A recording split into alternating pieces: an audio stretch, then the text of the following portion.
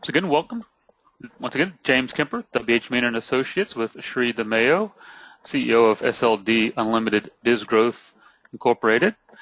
And as you can see on the screen, title of our presentation is Trend Getting, Being on the Cutting Edge Through Discovery versus Innovation.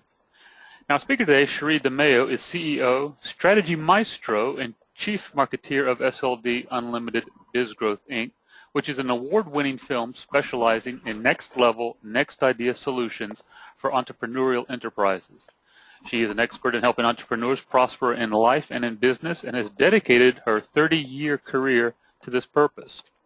Her firm has earned more than 50 awards locally, regionally, nationally, and internationally. Her business acumen, advocacy, and innovative approach to advising and working with entrepreneurs has resulted in national recognition, including being honored with a National Leadership Award in 2004, a Small Business Women's Champion Award in 2006 by the Small Business Administration, and being named among North America's 50 most enterprising women. That was in 2007. Sri inspires high achievers across the globe through her weekly Monday Motivation e-zine, monthly columns, and national contributing articles. Her book entitled Me, Myself, and Inc. was named a top business shelf pick in 2009, so that's something to put on your Amazon list. Her book, 50 Marketing Secrets of Growth Companies in Down Economic Times, has received national acclaim as a book business marketers will refer to time and time again. Sri was recently accepted into the National Society of Newspaper Columnists as a result of her successful Biz Growth 5.0 column, which debuted in 2012. Her next book, Profit Sizing, will be released in 2015. I'm sure she will be more than happy to share that with us as well. So without further ado, I am going to hand this over to Sri. Thank you so much, James. It's a pleasure to be here, and it's very exciting to do this program for everyone. I'm a big believer in shifting people's mindsets and how they might be approaching things so that they can be more effective, more efficient, and more inspired in their everyday work life and business life. So trend getting. So what do I mean by trend getting? Most people think of the term trend setting versus trend getting. And so what we're going to talk about today is what a lot of businesses seem to miss. And so I'm just going to go right into the next slide here, in that what's the difference between discovery and innovation? Well, and using discovery as an aspect of your business strategic focus. Well, discovery is seeing what everyone else has seen and thinking what no one else has thought. Now, a lot of times in innovation, you are actually seeing something that no one else has seen, and we're thinking what no one else had thought. And so that's what I would say is the difference between discovery and innovation, is that you are seeing things that, but for some reason, you put a different spin to it, and then almost feels like you're creating something new or you're leveraging something new. But it wasn't really new to begin with. It was just that you saw it and thought about it in a different way. So what I'm going to talk to you today about is all around trends, because that's where you can discover what everyone else might be seeing, but thinking what no one else is thinking, and how you strategically leverage these trends in your business and even in your career. So insight to trends. What I've identified is these 5 different areas of trends that businesses oftentimes do not leverage as effectively as they could be. You know, how are you leveraging what already exists for competitive advantage? And so I'm going to talk to you about geography, trends, and how that works. Data, how you can identify trends in data. Your target markets and understanding how you can assess them from a trending standpoint. Economic trends, and then industry trends. So let's just get right to it. Now, geographic insights. How many people know how trends flow in the United States? If you really take a step back and think about it, what happens? Think about anything that that seems to really be innovative, and you think of what? Silicon Valley, right? You think of the West Coast. You think of California. You think of you know, all of those you know. And it's not just technology. Let's go to the green initiative and sustainability and environmental consciousness. That was big in the 70s in the California area. And then it really didn't start hitting the southeast until probably the last 10 years, basically. So what happens in the United States is, you know, innovative ideas start on the West Coast, to travel to the Northeast, and then trickle down into the Southeast, and then trickle down into, you know, trickle back over to the Midwest and those types of areas, and then the South. And so understanding the geographic trends as you relate it to your business is very important, because then you can potentially know where to look. Like, for instance, if your business is located in the Southeast, and we're going to talk about industry trends later, but I do want to touch upon this point. If your business is located in the Midwest or the Southeast, if you find this incredible approach within your industry being done on the West Coast, you need to be a little cautious about adapting that into your business, because your marketplace may not be ready for it yet. Again, think about the 70s versus today, and it took, what, 30 to 40 years for some of the innovation that was happening on the West Coast to truly be adopted, like down in the Southeast. So if you are located in one of the late adopter areas, you may be better served to look at what your industry is doing in the northeastern sector of the United States, and then bring it into your marketplace area. Because you'll be kind of in that stage of open-mindedness within the marketplace. So it's very fascinating when you start to really think about how trends flow, how innovations flow throughout our country. But what about globally? Well, it was interesting. There are some assumptions that can be made. Do you know how trends are flowing globally, within Europe, within Asia, within Africa? And so I did a little searching to just see kind of where it's flowing now within each of these continents. And in Europe, interestingly enough, when you go to the Forbes magazine, 10 most innovative companies, just looking up the companies that are innovating and where they're innovating is where you're going to start to see where innovation seems to be really happening in the various continents. And so with Europe, the 7, I believe it was 1, 2, 3, 4, 5, 6 out of the top 10 most innovative companies were out of France. And then UK and Germany. Now, what's really interesting about Germany is putting a huge push in Europe to become a more of an innovator. And so understanding where innovation is happening, if you have a European presence, and you can look and see if there's anything that you might want to adapt if your presence is not in that particular area. So again, you're not innovating, you're just adapting and bringing it to your area. In the Asia market, I think if I asked most people what country in Asia is known for its innovation, most people would say Japan, and that certainly has been the case in many cases over the years. But what's interesting in looking at Forbes' top 10 most innovative companies in Asia, China actually is now outstriping Japan in that regard with 5 out of the 10. So, you know, China, a lot of people think of China as more, you know, mass production, inexpensive, not really putting a focus on innovation, but really putting more of a focus on just, you know, just distribution and exporting and things like that. But clearly they're stepping up to the plate as well as a commerce focused on innovating in specific industries. And then you look at Africa, and the countries that are really stepping up to the plate there are Nairobi, Kenya, and Nigeria in areas of education and technology. And, you know, this is a developing continent, so this is very interesting to say the least.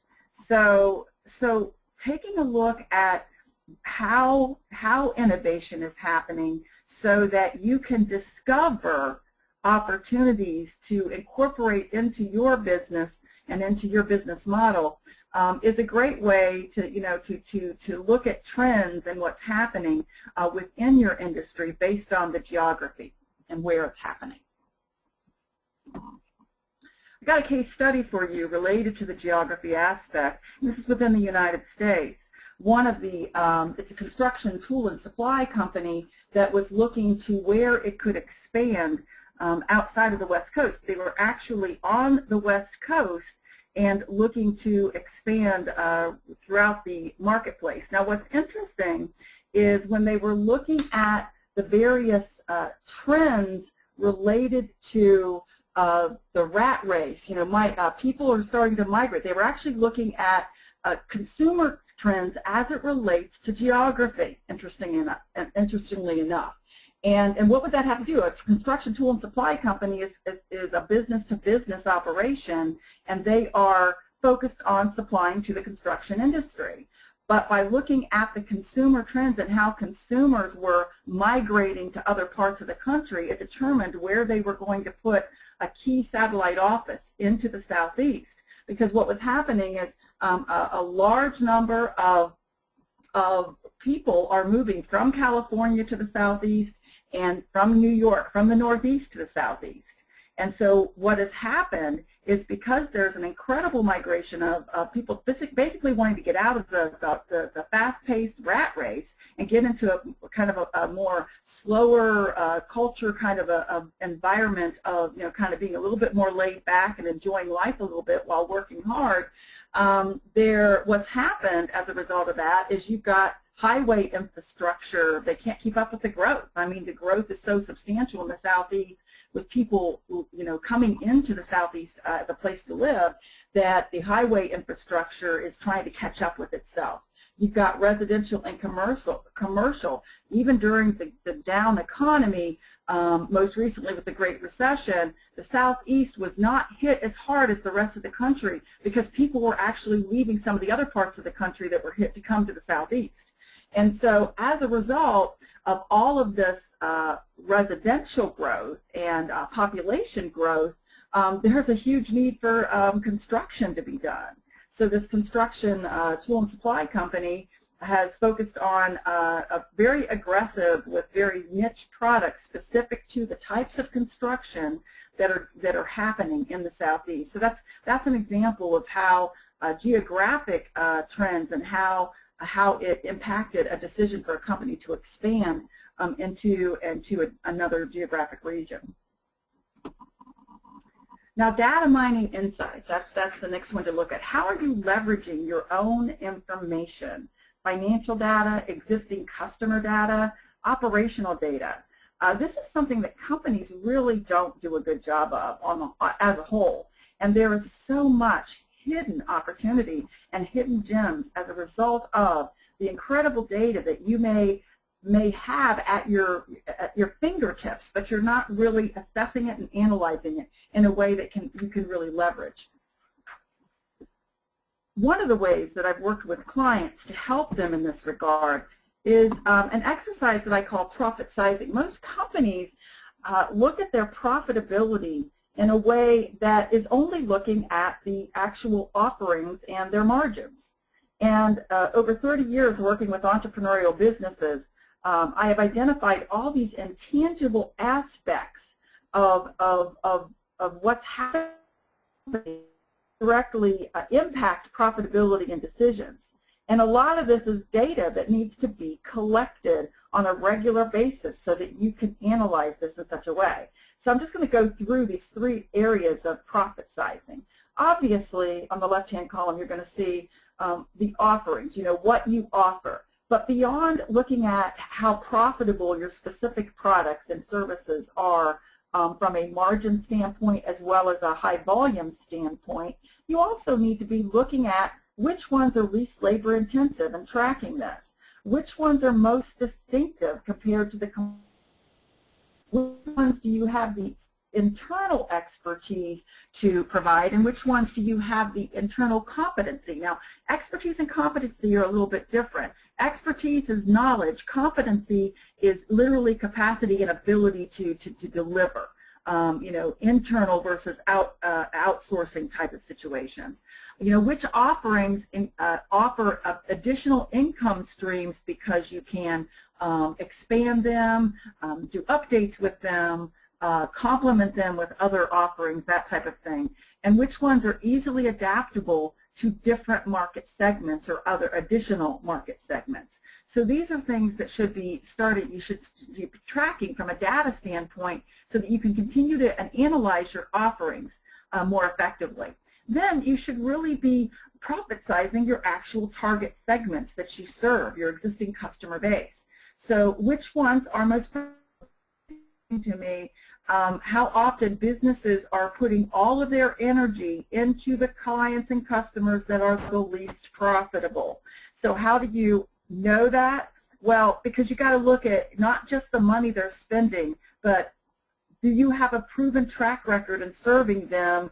As a result of that, it's a least labor-intensive customer segment to serve. So it's taking less time to serve them, so you're making more money, whether it's what you're making or what you're providing in a service or a capability. They value your service and support. Typically, if clients or customers value the service and support aspect of your business, and this I'm talking also of a very product-focused business, typically willing to spend a little bit more because they value that service and support. And so that is something to take a look at. Which of your offerings allow you the opportunity to attract customers that are really looking for the service and support aspect along with what you're actually delivering and giving to them?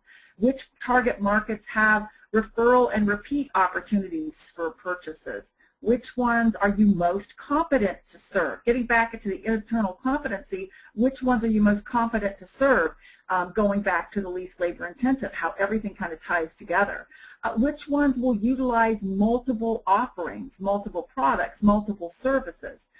Which ones are most likely to buy new offerings, willing to adapt and be a part of anything that you come out with? And which target segments are growing segments?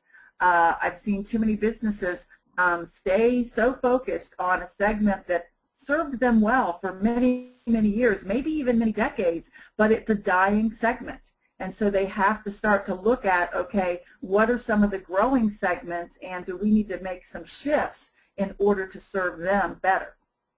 Then you go to the geographic pocket side of things, is what I like to call it. And what I mean by geographic pocket is whether you are local, regional, national, or global. If you understand your target segments and your offerings as you go through those two columns of profit sizing, you are going to start to hopefully see some trends in the geographic footprint in which you are operating, that you will find pockets of opportunity geographically to focus in and hone in on from a marketing and operations standpoint. And so what you look for there is the competitive landscape. Where within your locale, your region, your national footprint, or your global footprint are there fewer competitors going after the markets that you're trying to serve? Because those are where you want to concentrate the most. Why be in a big pond, you know, with a bunch of fish where you could be focusing on micro ponds with fewer fish to compete with? Concentrated target market areas. So what you find is once you really understand who your target segments are, where do they seem to congregate? Where do they seem to be in mass, more in specific areas?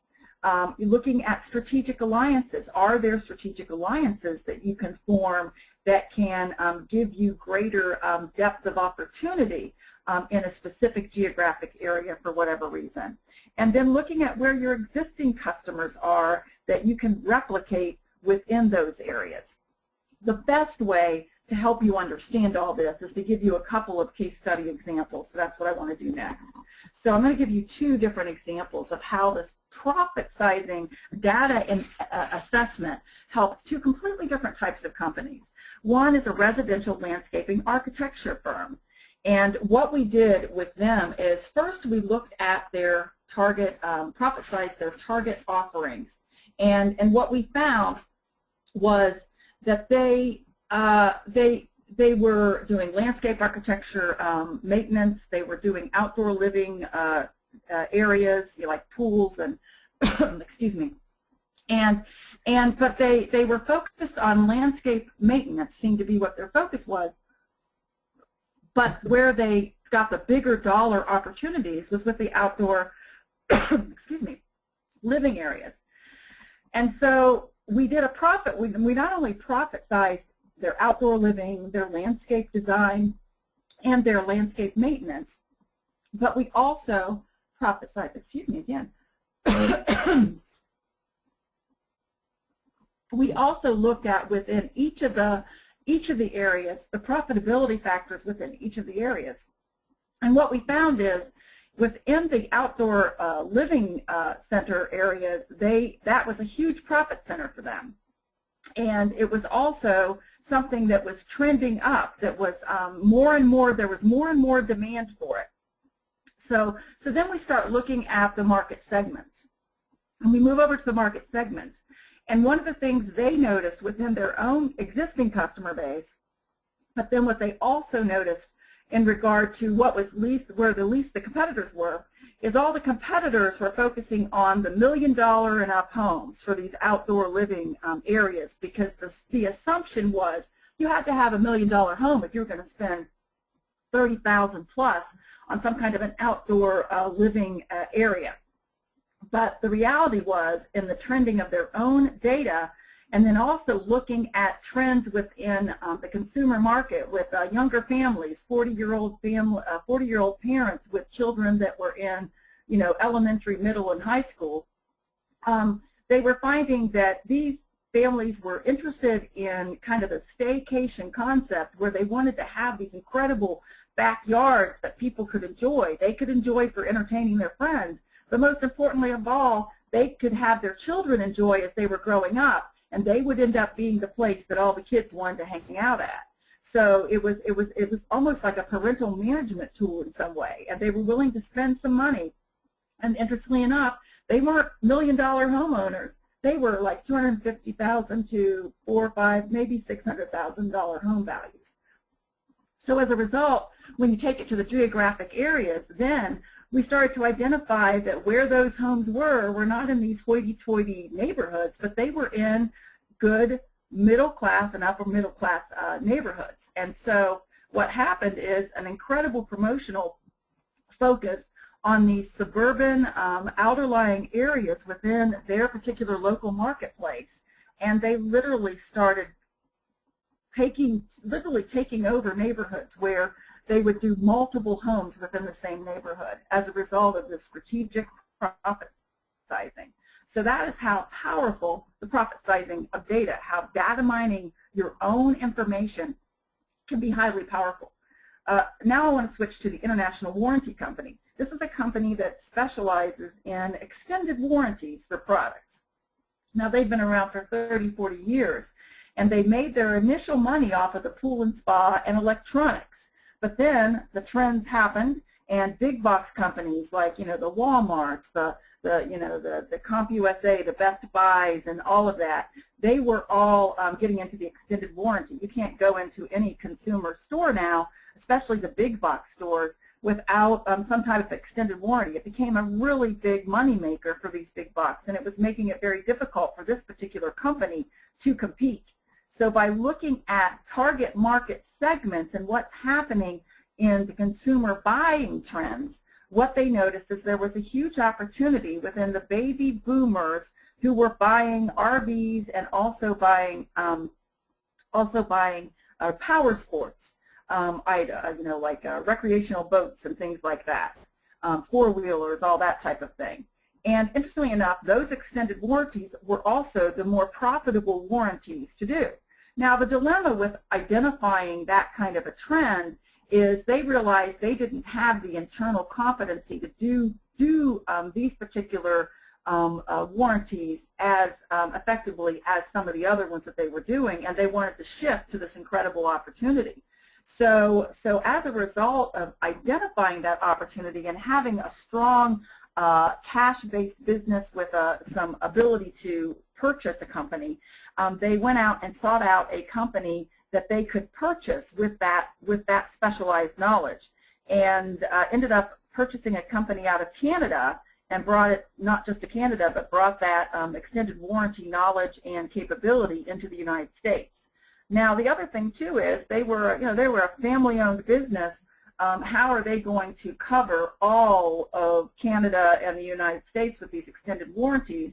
Well, again, looking at the geographic pocketing concept of analysis and trend analysis and data analysis, what they realized is they're in the United States specifically, they only needed to focus on about 10 states because that's where the states where baby boomers were tending to move to retire to, whatever that might be. So no, they didn't have to hit all 50 states. They only needed to focus on 10 states. And what that did for them is identify where their satellite offices should go and where their aggressive sales efforts and marketing efforts should be deployed.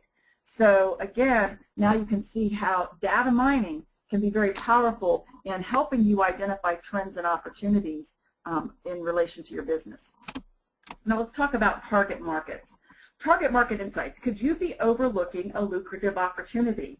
If you are a business-to-business, are you paying attention to consumer trends? Now, you've already heard me share a couple of business-to-business examples where consumer trends directly impacted operational decisions, the tool and supply company as well as the international warranty company, both selling from to other businesses.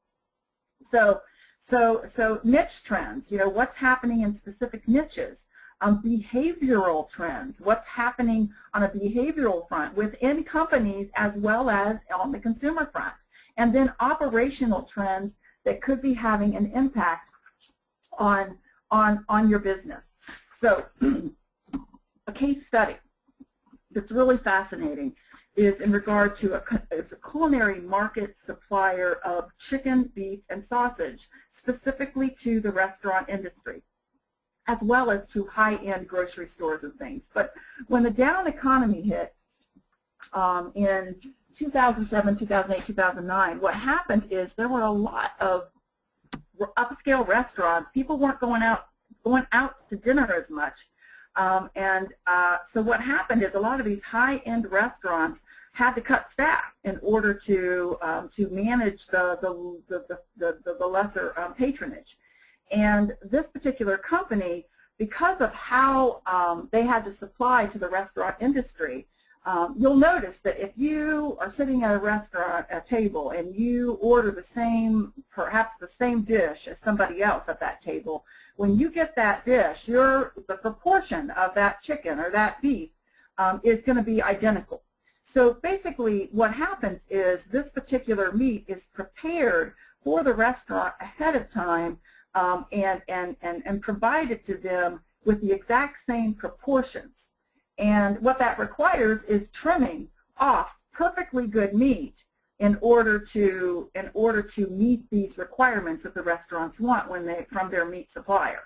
And so what was happening to this perfectly good meat? Well, what this company realized is they were losing sales as well because orders were not as high because restaurants were not as busy.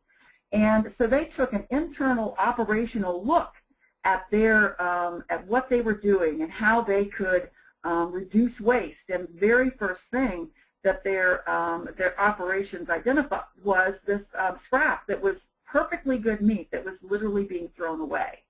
They turned that scrap into appetizers. They brought their chefs into the picture of things, and they turned the scrap meat into ready-made, ready-to-heat-up appetizers. Now, why did they do this? Because what was happening on the restaurant in their industry was that because there wasn't as much patronage, they were cutting staff, And a lot of restaurants were cutting the sous chef, which were the people that were preparing the appetizers and those types of items from scratch. So by offering ready-made appetizers that feel and look like they were made from scratch in the kitchen, it solved two problems for them as well as a critical problem for the restaurants.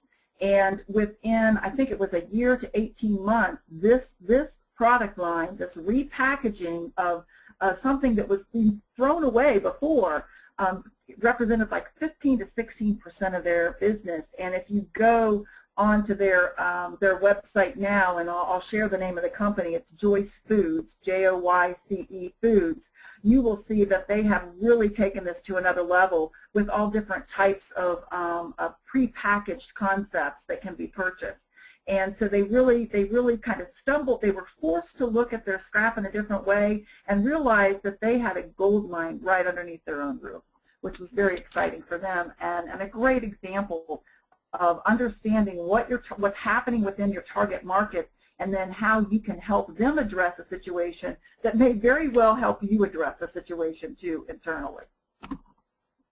Now, economic insights, reality, even in down economic times, opportunities in commerce are always still occurring. You know, money does not stop completely from being dispersed. And that's the reality. And this is whether you have economic conditions on a local, regional, national, or global level. You need to pay attention to where money is still exchanging hands, where money is still being spent. And so looking at a case study related to an IT, information technology project management outsourcing company. When the economy went down, actually, they went through two different series of economic downturns. First, they established themselves in 2001, the same year after 9/11. And what they found in that particular time period, they were specializing in working with the Fortune 500 companies, you know, providing IT project managers and IT professionals into these Fortune 500 companies. But when, after 9/11, many Fortune companies kind of put everything on hold. They weren't, the people weren't traveling. They really stopped a lot of contracts from happening. It just turned everything upside down. Well, when your bread and butter are these large companies, you better do something and do something quick if you're going to stay in business yourself, especially if you just started your business. And so in this particular case, what they did was they looked at who was still spending money. And interestingly enough, this has always fascinated me. During down economic times, one of the biggest spenders, and we've certainly seen it in the most recent recession as well, is the government. The government is actually spending money. So she reassessed her IT project managers from the standpoint of how they could help local, regional, and national contract opportunities with the federal government, with local and state government. The other thing they looked at were mid-market companies. What tends to happen in down economies, mid-market companies have already been lean. They don't have the excess that a lot of large companies take for granted and then have to do the cutbacks. So the mid-market companies are oftentimes in a growth opportunity stage when the down economy hits, because what happens is they may be competing with the larger companies who are scaling back, which gives them a distinct advantage over them because they're scaling up. So as a result of that, this IT project management company was forced into looking at alternative markets based on the economic conditions, and to this day, now Fortune 500 companies are only a small percentage, maybe 20–25% of the overall monies they bring in because of the other market segments that they realized are very lucrative for them. You know, go to the most recent Great Recession, and this company again identified an opportunity where there was a trend, where there's been a big push, and you see it because you're seeing it advertised all the time now, with hiring people out of the military, people that have left the military and hiring them in. So they created a whole program around attracting and then being able to place IT professionals that had been in the military doing IT work, and now were in the civilian world trying to find opportunities. So so economic conditions and understanding what is happening, you can start to see how one trend feeds another trend feeds another trend.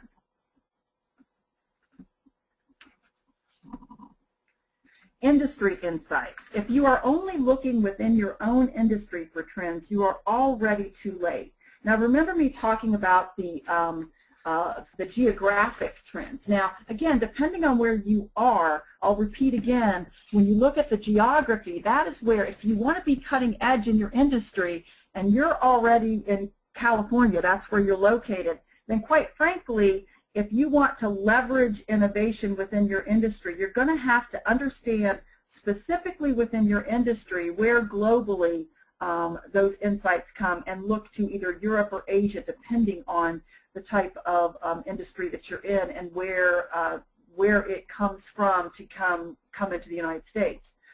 In many cases, there are some cases where the United States is the global trendsetter, but there are pockets within the global marketplace where you can see what might be happening in your industry. The other thing that you need to be really taking a look at is the business-to-business versus the business-to-consumer, the B2B versus the B2C. If you are a consumer-based industry, what's happening business-to-business-wise that could possibly be adapted in your consumer-based industry? In business, and you already heard me again talking about how understanding what's happening in different industries can potentially serve you well. I always like to do this, share this example so people can understand how one industry can start a concept and then it continues to flow to other industries and other industries. When I'm speaking to a group of people, I'll ask them, what is the first type of business that had all the same products for a great price under one roof? Again, the key word here is all the same types of products under a roof at excellent pricing. A lot of people will say like Walmart or a Sears or something like that. Well, then you missed all the same products. So the very first company to do this was Toys R Us. Toys R Us, all the toys under one roof. And then when you start looking at other industries who followed suit, the next industry to follow suit was the office supply industry, where you'd have the Office Depot, the Staples, the Office Max, and so on and so forth. Then you started to see electronics, the Circuit Cities, the Best Buys, all of that. That's a perfect example of that. Even Blockbuster Video, which is no longer in existence as we know, Blockbuster Video was that concept. Now, what happened to Blockbuster Video? It's a good example of other trends, the trends of convenience, online, and then of course Netflix is what really I think many of believe did them in. So take a moment to consider other industries and what kind of ahas can you get from how you could adapt and apply it within your own business, within your industry, and actually be considered a trendsetter in your industry simply because you paid attention to what another industry was doing.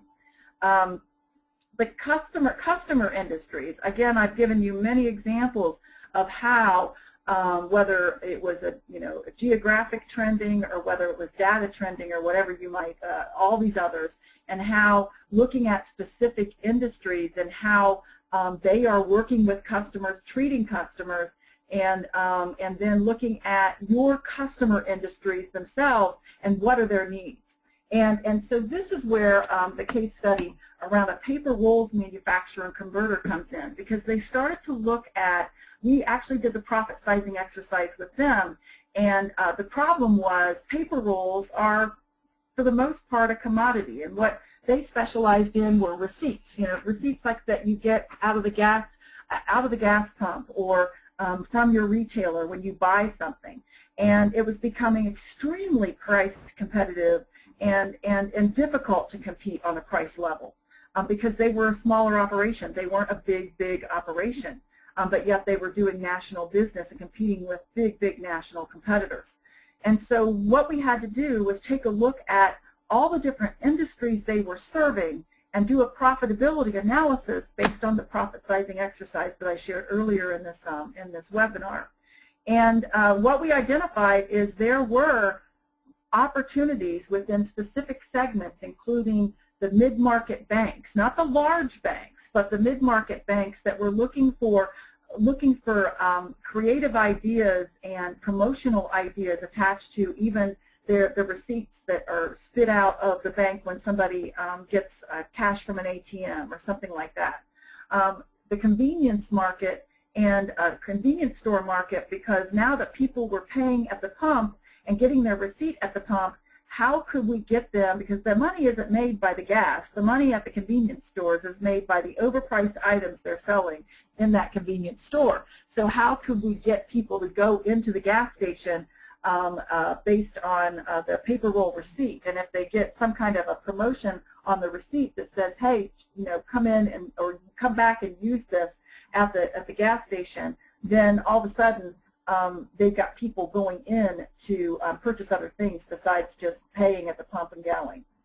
And then the casino industry was another one that they really, and the gaming industry, where now that the gaming industry is using paper versus actual chips and actual, they needed high security, innovation around high security so that somebody couldn't replicate this slip that's worth $1,000 in earnings when they were playing a game at a casino or something.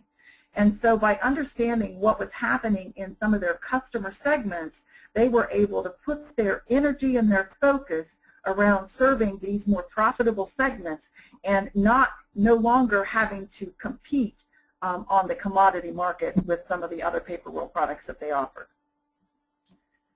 So why be a trend getter? It's easier to adapt and implement. You leverage what already exists and bring it into your company. Competitors aren't doing it, and it creates a more agile operation as you make this a part of your operational assessment and analysis. It's been my absolute pleasure to give you this insight, and I look forward to any questions that you might have. Thank you so much. Sheree, thank you very much. Actually, that was even more detailed and informative than I could have anticipated. Also, thank you. I do want to note that we have been trying to get work with Sheree for a while, so we are very happy to have you speak with us today. Well, thank you so much. Sorry, I had a little bit of a frog in my throat for a moment there. That's quite all right and understandable. That's a lot to get out. Yeah, but you know, it is very exciting to see what it's very exciting to work with companies and help them kind of get that whole trend getting concept. It's because, again, going back to the last slide, and the value of trend getting is that it's so much, it creates a more agile operation.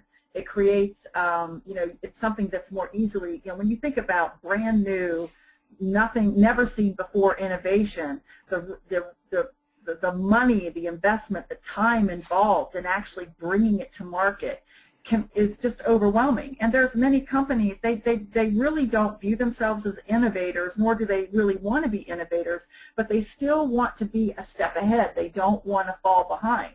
And trend getting is definitely the way to do that. It's definitely the way to do it, and it's manageable, and it's doable. And if we were to take, when you look at the clients of the companies that are taking this on board, are they primarily small businesses, medium businesses, or large corporations? Well, they're small to mid-market companies that are really, you know, and of course this is what I work with. I work with entrepreneurial businesses, you know, mostly privately held businesses. But this doesn't mean that a large corporation shouldn't be doing the same thing. You know, if you take a look at some of the big companies that are no longer in existence, you know, the Kodak and the Polaroids of the world, it was because they weren't trend getting that they are no longer around. And so trend getting really applies to every company, no matter what their size is. Because it's just one of the most overlooked aspects of strategy, in my opinion. Now, if you were to, are there any quick tips that you could give speakers that they could actually start on immediately to get an idea of where their businesses are at, whether that be from a geographic standpoint or on the data mining particularly, just to get an idea of perhaps what they should look at? You know, I feel like probably one of the easiest things for businesses to do is to take a look at the geographic trends, because it's going to be easy to go and look at, you know, go into, like, depending on where you're located, like if, let's say your business is in the Midwest or in the Southeast, and you want to know what other companies within your industry are doing versus just in general. Go to like California, the West Coast, go into the Northeast, and literally do the Google search, around companies and read articles, because the companies that tend to be innovating tend to also promote their innovation and get coverage and publicity around it. So you should be, Google is a fabulous tool for zeroing in geographically and identifying what others might be doing.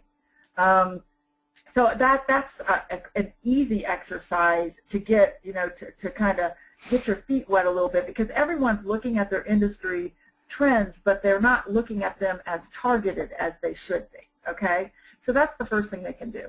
Then from a standpoint of existing customer base, really look at beyond the demographic information and start to really look at everything from, I'm really big on looking at psychographic aspects. And if you're a business-to-business or you are in a business-to-consumer, when I talk about psychographics in your business-to-business, you want to look at, operational trends within the markets that you serve.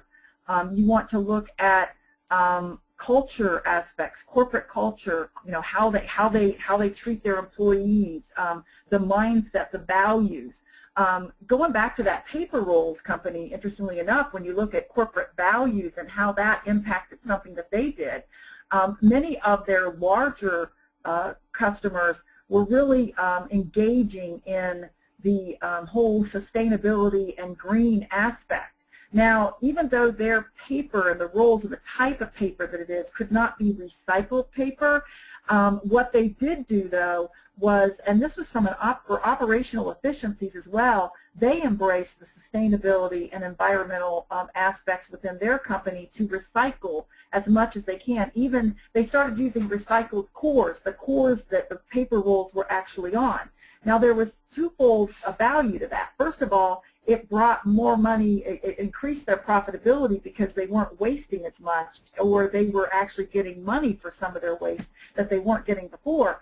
But it also spoke well of them to the target markets that were looking for suppliers that were focused on green and sustainability themselves. And so that's an example of how understanding a trend that's happening or something that is important within the markets that you serve is something that maybe you should be adopting and doing to show that you're all on the same page. Yeah, you mentioned there's a company, and I cannot remember their name right now, but they are headquartered in North Carolina. It's a furniture manufacturer, and they, about 3 or 4 years ago, if not longer, started a process on that, on reducing the waste that they produce of wood and things of this nature for filling up landfills, and instead repurposed it inside to heat and power their factories. Oh, it's amazing, isn't it? Yeah, it's absolutely amazing. I'm working with a ad specialty company, which is just really fascinating, and everything they offer is recycled, and they have these T-shirts that are made out of recycled plastic bottles. Now, you would think that would be a scratchy. It's the softest material T-shirt you'd never want to take it off. It's such a soft material. How they did that with plastic bottles, I don't know. But looking at that trend and then building a whole industry And again, twofold. First of all, you've got individuals, the consumer themselves, that are really starting to take notice of being very environmentally conscious. And then you've got companies that want to also embrace that. And so they're these ad specialty items are perfect because these are oftentimes handouts to consumers. So it's fascinating. Trend watching and trend getting is just absolutely fascinating. It is. It's something that you don't hear much about. The first time I ever heard that phrase, trend getting, was speaking with you. It was. I take pride in coming up with new terminology. Excellent, excellent. Now, also in the bio that I read earlier, it was talking about your e-zine as well as your articles. Is there anywhere that people can find or register to receive those articles? Absolutely. You can, to get the e-zine is actually called Monday Motivation and Insight, and it's just a very quick read. It hits every Monday at 10 a.m. It currently goes around the globe. I've got readers in the UK, in Japan, in Africa, in Europe. It's just really amazing how this is just caught on fire. And literally every Monday morning, it comes out, and it's just basically giving you insight to basically to shift your thinking and how you might be approaching how you work, how you live, how you are thinking in as far as how you're trying to achieve your goals and be more efficient or be more effective. And it's just been so very well received. So you can either email me at this email, Cherie@SLDunlimited.com, or you can also go to Me, Myself, and Inc., and spelled out, inc.com, and you can sign up there as well. But if you want to make sure to get in even faster, don't hesitate to email me and get on the Monday Motivation and Insight. Excellent, excellent. Do you have any planned speaking engagements or anything like that in the next couple of months that people might be interested in participating? Yeah, actually, I have quite a few. They're all local currently. They are. I just came back from Richmond, Virginia, but in the Carolinas, I've actually got on May 5th. I'm going to be moderating a panel on relationship marketing in conjunction with Small Business Week in the Cornelius, North Carolina area, in conjunction with their Lake Norman Chamber of Commerce. And I'll also be kind of moderating the whole day of speakers, as well as doing the Q&A with the relationship marketing folks in the panel. And so you should be able to, if you go to the Lake Norman Chamber website, you'll see information about that. On the 11th of May, I'm going to be speaking at the Institute of Management Consultants about some study that I'm doing related to corporate culture and how I am finding a direct correlation between corporate culture and stock value, which is very exciting, very exciting. I've been doing this research, and I'm working on a white paper, and so I'm going to give people kind of a sneak peek at some of the findings based on this research, because wouldn't it be great if we could look at a corporate culture of a company and pick and choose stocks? I think it would totally turn the financial investment industry upside down. So yeah, that's very exciting. I'm going to be introducing. I'm going to be the lunch speaker, and that's going to be in Greensboro, North Carolina. And then I'm going back to a small business center in the Salisbury, Concord area of North Carolina.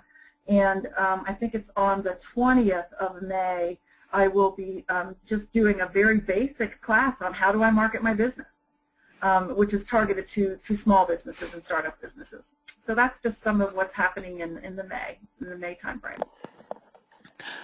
Well, excellent, excellent, and I'm sure that if they connect with you, can get on your distribution list, and people can be aware of other events that you'll be participating in. Yes, because that's included in